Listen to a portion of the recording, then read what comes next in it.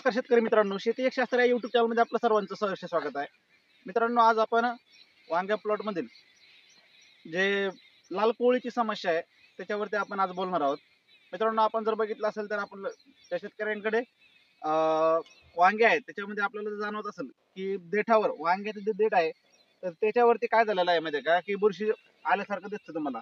जसं की मी तुम्हाला आता एक वांग दाखवतो आणि ह्या वांग्याचं तुम्हाला जरा तुम्ही जवळून जरा झूम करून दाखवतो तर तुमच्या हे लक्षात येईल. हे बघा शेतकरी मित्रांनो, हे जे तुम्हाला दिसतंय तर याच्यावरती जे आहे तर हे देठ जे आहे ते पूर्णपणे लालसर पडलेलं आहे, नंतर हे काळं पडतं. तर शेतकरी मित्रांनो, ही जी समस्या आहे तर ती कशामुळे उद्भवते याचा पहिल्यांदा आपण विचार केला पाहिजे.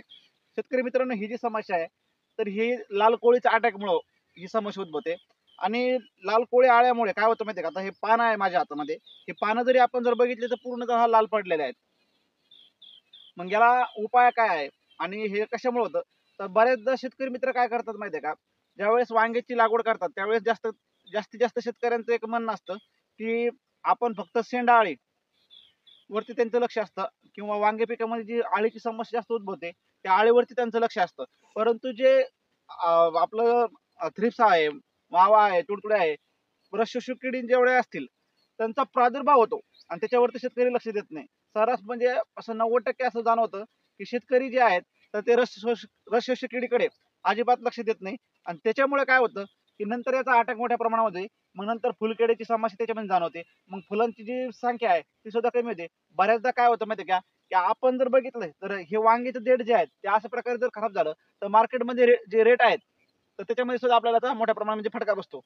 तर मित्रांनो, जास्त मोठं भाषण देण्याऐवजी आपण थोडक्यात त्याचं माहिती घेऊया. तर याला ही जी समस्या आहे तर पहिल्यांदा मी एक आपल्याला सजेशन देतो की वांगे पिकामध्ये किमान 15 दिवसाच्या अंतराने थ्रिप्ससाठी किंवा रसशोषक किडी जे आहेत तर त्यांच्यासाठी आपण किमान एक फवारणी 15 दिवसाच्या अंतराने आपण घेतली पाहिजे.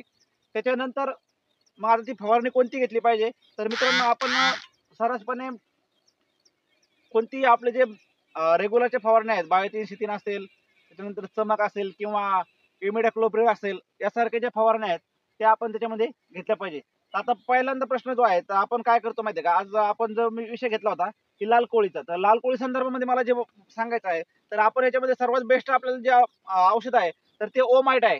आणि ओमाइट हे एक नंबरचं आपल्याला याच्यामध्ये रिझल्ट भेटू शकतो.